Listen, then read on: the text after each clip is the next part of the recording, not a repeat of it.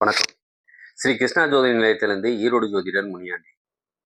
நம்ம தினம் ஒரு 11 ஜாதக கணக்குல ஜாதக குறிப்புகள பார்த்துட்டு இருக்கோம். அதுல இப்ப நம்ம பார்க்கக்கூடியது 10வது ஜாதகம். அதாவது 31/10/1999ஆம் ஆண்டு பிறந்த ஜாதகத்தோட பலன பார்க்கலாம். உங்களுக்கு 26 வயசு முடிஞ்சு 27 தொடங்கியிருக்கீங்க.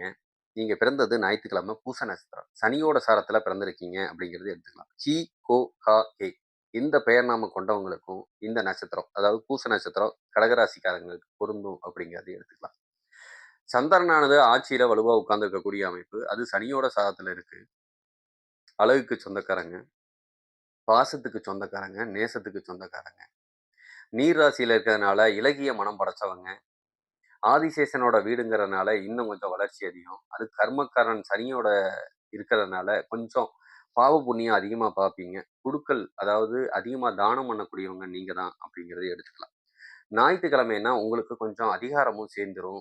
பணபலம் சேரும், அரசியல் பலம் சேரும் அப்படிங்கிறதையும் நீங்க எடுத்துக்கலாம். அப்படின்னா இந்த வருஷங்கள் பிறந்தவங்க இந்த 10வது மாசம் 31ஆம் தேதி 99ல பிறந்தவங்களுக்கு இதெல்லாம் கூடுதல் பலனா கிடைக்கும் அப்படிங்கிறதையும் எடுத்துக்கலாம். நீங்க தேய்பிறை அஷ்டமியில பிறந்திருக்கக்கூடிய அமைப்பு. அன்னைக்கு உங்களுக்கு காரியம் அஷ்டமியில செய்யக்கூடாதுனாலும், நீங்க செஞ்சீங்கன்னா உங்களுக்கு நல்ல லாபத்த குடுக்கும் அப்படிங்கிறதையும் புரிஞ்சுக்கணும். ஏன்னா, நீங்க பிறக்கிறதே பெரிய விஷயம். இந்த பூமியில அது அஷ்டமியில பிறந்தா, உங்களுக்கு அஷ்டமி திதி நல்ல யோகத்த குடுப்பாங்க அப்படிங்கிறத எடுத்துக்கலாம்.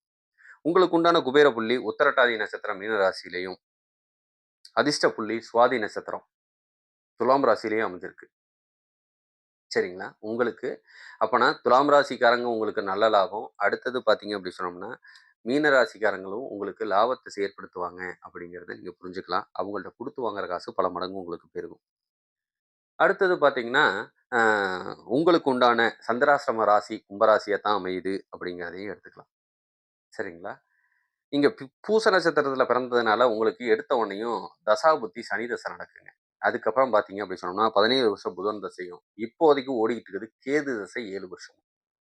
அப்பன்னா, உங்களுக்கு இந்த கேது தசை ஓடுனாவே 7 வருஷம் பாதகத்த குடுக்கும் அப்படிங்கிற காரணம் தான். இல்லன்னா நீங்க செய்யற காரியத்துல உங்களுக்கு நல்ல புத்திய குடுப்பாரு.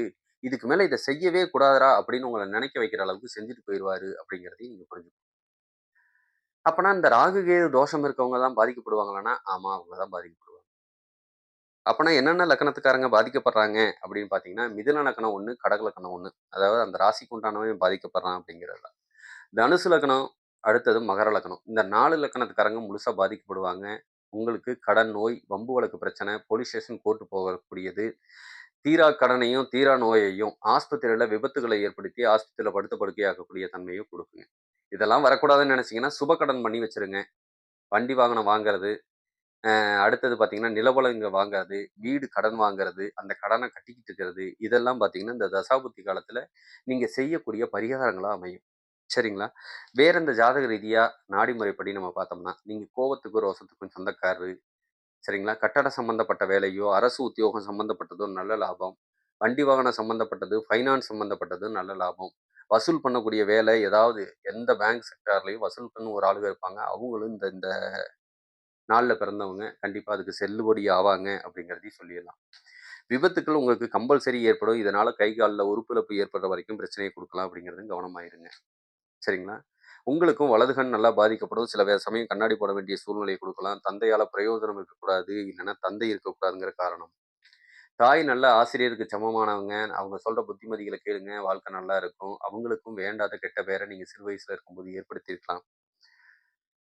தாய் ஒரு நாளாவது விதவை இல்லைன்னா வாழ வெட்டிங்கிற பேர் எடுக்கக்கூடிய தன்மையை இது குடுக்கும் அப்படிங்கிறதையும் சொல்லிக்கலாம். சரிங்களா? நீங்க பேராசைக்கு சொந்தக்காரரு, திருப்தி அடைய மாட்டீங்க அப்படிங்கிறதையும் சொல்லிக்கலாம். இதே ஒரு பெண்கள் ஜாதகமா இருந்ததுன்னா அவங்க மாமனார், மாமியாரோட சேர்ந்து வாழக்கூடிய யோகம் சுத்தமாவே இல்ல. சோம்பேறித்தனத்துக்கு சொந்தக்காரங்க. மத்தவங்கள வேலை வாங்கக்கூடிய தன்மை அதிகரிக்கும். கொஞ்சம் நோயாளி தன்மை, உடம்பு அடிக்கடி பாதிக்கப்படக்கூடிய அமைப்பு, கண்ணுல வலது கண்ணும் பாதிக்கப்படும். கர்ப்பப்பை சம்பந்தப்பட்ட பிரச்சனையும் உங்களுக்கு வரக்கூடிய அமைப்பு. இந்த ஜாதக ரீதியா வேற ஏதாவது தகவல் தேவைப்பட்டா, நம்ம பார்த்தீங்களா கோச்சாரம் சொல்ல மாட்டோம். கோச்சாரம் பார்த்தீங்க அப்படி சொன்னோம்னா, வர சித்திரை வரைக்கும் கல்யாணம் ஆகாதவங்களுக்கு கல்யாணம் ஆகக்கூடிய அமைப்பை இது ஏற்படுத்துவாங்க. அது நல்லா இருக்கு. வீடு கட்ட முடியாதவங்க சில பேர் வீடு கட்டிட்டு இருப்பாங்க இப்போதைக்கு. ஏன்னா சித்திரையிலேருந்து ஆரம்பிச்சது அடுத்த சித்திரை வரைக்கும் யோகமா இருக்கு காலத்தினால. ஆல்ரெடி இவங்க வீடு கட்டிட்டு இருக்கலாம். அதில லாபத்த குடுக்கலாம். இல்லைங்க அதெல்லாம் எங்கனால முடியல. விபத்து ஆயிருச்சுங்க. ஆமாங்க விபத்தாகும். கவனமா வண்டி வாகனத்துல போங்க. இன்னும் வர சித்திரை வரைக்கும் உங்களுக்கு அந்த பிரச்சனை குடுக்கும். விபத்து ஆகாதவங்களும் கொஞ்சம் கவனமா போங்க. ஏன்னா, விபத்து ஏற்படுத்தக்கூடிய அமைப்பு இன்னும் வர சித்திரை வரைக்கும் இருக்கு அப்படிங்கிறத சொல்லிக்கிட்டு, இந்த ஜாதக ரீதியா வேற எதுவும் தகவல் தேவைப்பட்டா தாராளமா கேட்கலாம் அப்படிங்கிறதையும் சொல்லிட்டு, மிக்க நன்றி. வாழ்க வளமுடன். ஸ்ரீ கிருஷ்ணா ஜோதி நிலையத்தின்